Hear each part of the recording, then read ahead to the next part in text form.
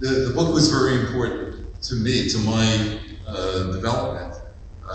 Jonathan and I each had certain ideas about things. We collaborated on a chapter on the nature of cult films, which was very useful for me to clarify my thinking. Ese proyecto fue muy importante para mí, fue un comienzo de algo. Y con Jonathan siempre queríamos trabajar sobre la noción de películas de culto. Why does a movie become a cult film? What exactly does that mean? And it also opened up for me a way of writing cultural history, or even history, in terms of how people perceive certain movies at certain points in time. And so that's something that I continue really in all the other books that I've written are about that in one way or another. Y la noción de qué es lo que hace que una película llegue a ser una película de culto.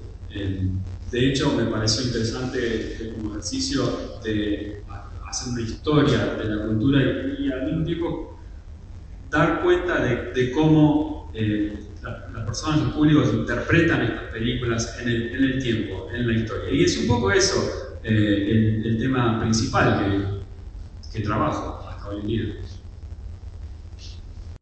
The book was in some ways autobiographical, although I wouldn't have thought of it like that at the time. But there's something that Manny Farber, a critic who Jonathan and I both admire very much, said to Jonathan in an interview.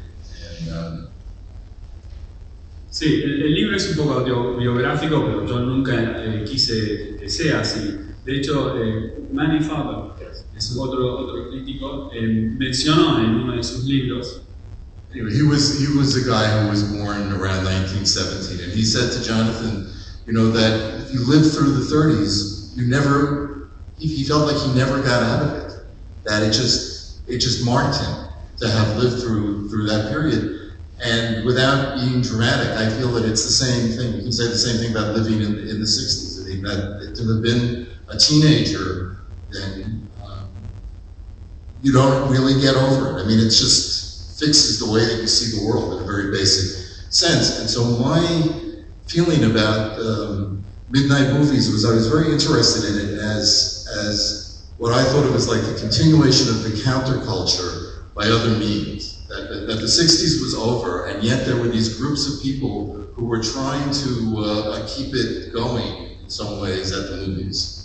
Y él, que había nacido en 1917 y vivió por los años 30 en Estados Unidos, decía que realmente para cualquier persona que haya pasado por esa década, uno nunca la superaba. Era como si siempre quedaba en esa época. Y para mí pasa algo muy parecido con los 60. Realmente ser un adolescente en esa época causó una impresión muy fuerte que luego uno ve como, por más que se diga que esa época ya se terminó, sigue viendo como la contracultura genera movimientos y intenciones revolucionarias de propagar ese movimiento. Such an incredibly bleak and vision. There had been nothing else like it. I mean, it's still amazing to me to this day that this movie could have opened without any publicity at all and just played for several years until people finally caught up with it.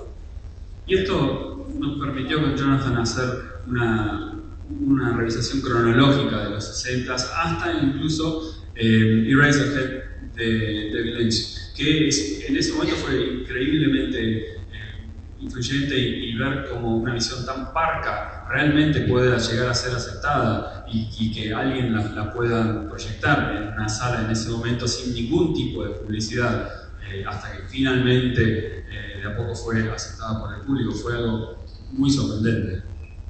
And coincidentally, although again I didn't really think about it at the time, that's when I came in as a professional film reviewer or film journalist, because Eraserhead was the first movie that I reviewed for the Village Voice, and I think that I also understood at the time that something had, and I was coming in after something had happened.